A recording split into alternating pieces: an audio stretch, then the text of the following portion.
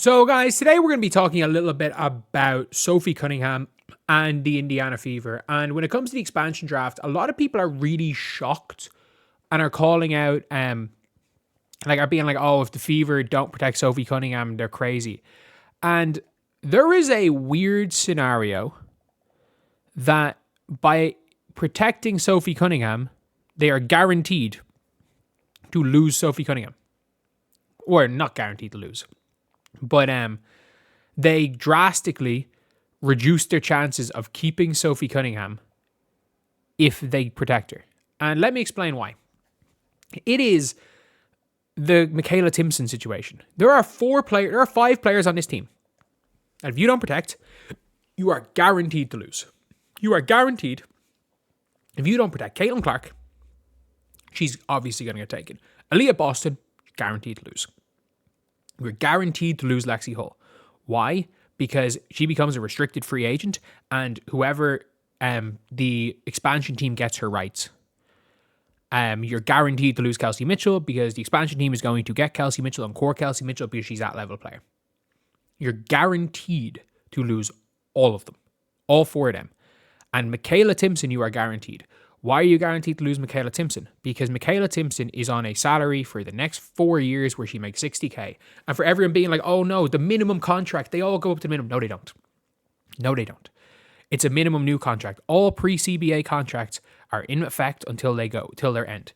There's a reason why other than Paige Bueckers, every single college player who could have gone back for a 5th year went back for a 5th year.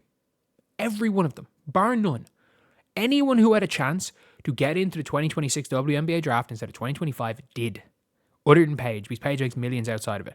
Why? Because their rookie deals start at 200. Like they make 100K, they'll make 100K more a year for their rookie salary. The only thing is the quicker you get off your rookie deal, the quicker you make the big bucks. So it's not that much of a trade-off if you're a max player. But anyone who could did. And Kalani Brown and Lexi Brown's contracts don't just get, people are like, oh, they get bumped up the minimum. No, they don't. They're making 100K next year. So KK Timson's contract is essentially free. Like KK Timson, Caitlin Clark, and Aaliyah Boston combined make up just over a vet minimum. They make up 50K over a vet minimum. The 3 of them combined. So with the 3 of them on the roster and that vet minimum contract, as far as I'm aware, Christy Wallace is probably going to be taken because of her contract. If the Fever deem Christy Wallace a better asset than KK Timson, Christy Wallace will be protected. Sophie Cunningham is an unrestricted free agent. The Fever could keep Sophie Cunningham and still lose her to an expansion team, as we saw from the Las Vegas Aces in 2025. They wasted one of their roster spots protections on Tiffany Hayes. Only for Tiffany Hayes to join the Valkyries anyway, because the Valkyries offered her a bunch of money. The reality is, if Toronto or any of these teams, if they want to give Sophie Cunningham a core designation max, they're going to take her in the draft, but they're not going to do that. Because at the end of the day, when it comes to Sophie Cunningham, if you want to give her a max anyway, you don't have to waste it. You don't have to lose an expansion draft spot to take Sophie Cunningham. You can just go and get her. And if Sophie Cunningham wants to be in Toronto or Portland, she's going to be in Toronto or Portland. There's nothing the Fever can do. Whether the Fever protect her or not, if she is going to sign for who is going to pay her the most money, there's a good chance Toronto or Portland are going to do it anyway. They're going to do it anyway. But they're probably not going to use their core designation. Why are they not going to use their core designation? Because each of them is only allowed 1. They're only now 1 core designation player via the expansion draft. And the reality is that Arike is probably going to be in it. Azarae Stevens is going to be in it. Brittany Sykes is going to be in it. There's going to be a lot of high-level players. I think Natasha Cloud is going to be in it. There is a lot of all-star level players that are going to be available in this expansion draft for that core designation. So they're not going to use it on a Sophie Cunningham. They're not going to take Sophie Cunningham.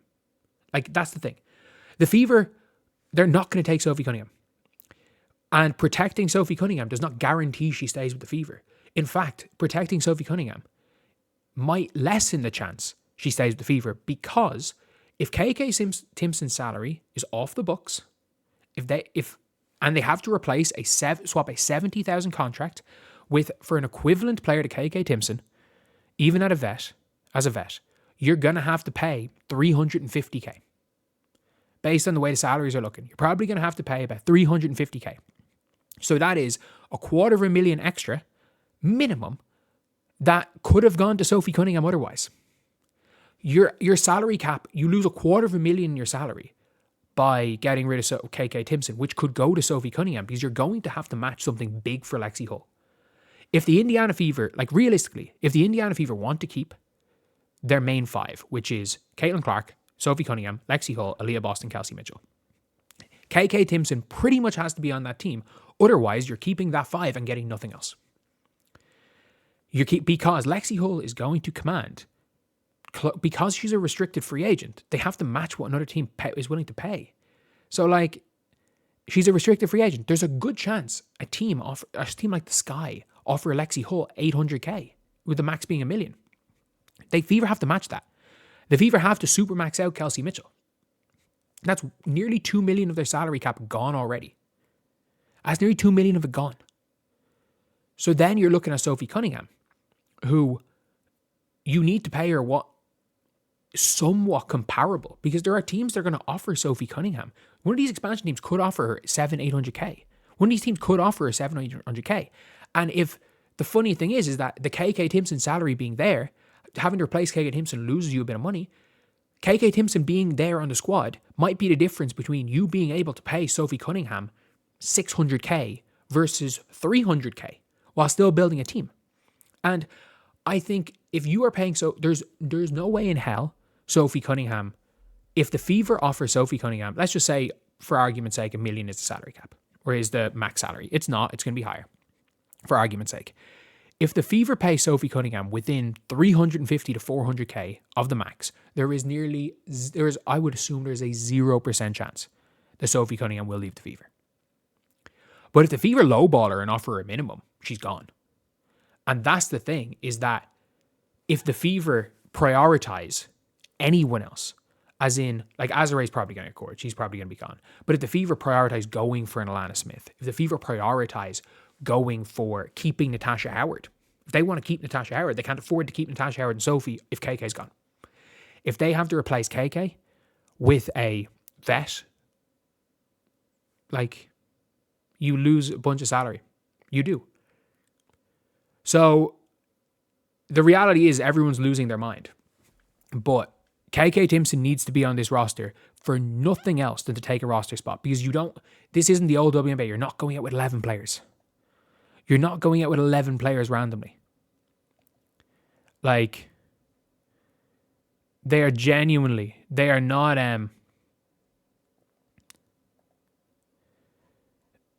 you're just not going to be able to build the team they want. And they're not going to be able to build an improved team. And for anyone being like, oh, the Fever could have won a championship if they're healthy, absolutely. But we can't also forget that a healthy Fever were not as good as a healthy Lynx. They would never have beaten a healthy Lynx. A healthy Fever were not as good as a healthy Liberty. A healthy Fever were not as good as a healthy Mercury. The Indiana Fever played against a bad Aces team who got to the finals because they beat a bad Seattle Storm team. They just about beat a bad Seattle Storm team and just about beat a Fever team who worked their fucking asses off but didn't have the talent that the Aces did. And then the Phoenix Mercury, who were a good team, shit the bed in the finals. It was a bad Aces team. I'm sorry, the Aces were 100 times better in 2024 and they didn't even make the championship game. They had Alicia Clark. They had Kelsey Plum. They had Tiffany Hayes. They had Kate Martin. They were way better. And the Indiana Fever, running it back is not good enough. It is not good enough. And it's especially not good enough if your salary situation means you can't even afford to run it back. And I don't know if they'll be able to, because you lose depth. If you are getting rid of Kelsey Mitchell to basically throw $350K at Bree Turner, not lose Kelsey Mitchell, if you lose KK Timson to throw that money at Bree Turner, And even though Bree Turner is definitely a more impactful player for winning right now than KK Timson, the difference is if you go and make that mistake, you're now in a situation where not only you're basically running it back exactly the same, but you can't afford Odyssey Sims. You can't afford what Ari McDonald's going to be worth. Like, you are literally going to be scraping the bottom of the barrel, and the Indiana Fever don't scout overseas. So what they're not going to be able to do is they're not going to be able to go to Valencia and bring in Elena Buenavida. They're not going to be able to go to try to convince Pauline Astier from USK to come over. They're not going to be able to find some weird way of finding a way to trade and get Marie Fauteuil as a backup. Find a trade to get a Raquel Carrera out of New York. They're not going to be able to do this because I don't trust the Fever front office. They don't look overseas. So they can't do a Mercury and front load their contracts and build a whole bunch of depth on minimum contracts because they scout well overseas and get players that are worth, let's just say in the old CBA, for 60k, players that are worth 150k, which the Mercury did. Monica Cohen-McCanny, Kit Laxa, Kat Westbeld. These are players that are worth 120, 130k they got for 60k last year. And the Fever aren't going to be good enough to do that. So the reality is that if Sophie Cunningham ends up being protected and KK Timson ends up being taken in the expansion draft, the Indiana Fever don't really have the money. They don't have money. Even with Caitlin and Aaliyah Boston, they don't have the money to put together the team that we expect because they're going to have to give Lexi a near max. They're going to probably lose Sophie anyway. Like, they may not, like, they have less of a chance. And if they don't lose Sophie, they don't have any other depth. You have to make that choice. Keeping KK gives you an extra 200k buffer for Sophie Cunningham, which that is why you have to protect KK Timson. It's not about not protecting Sophie. It is about protecting KK Timson. You need to protect KK Timson at all costs for no other reason than her salary. But anyway, yeah, I'll see you guys.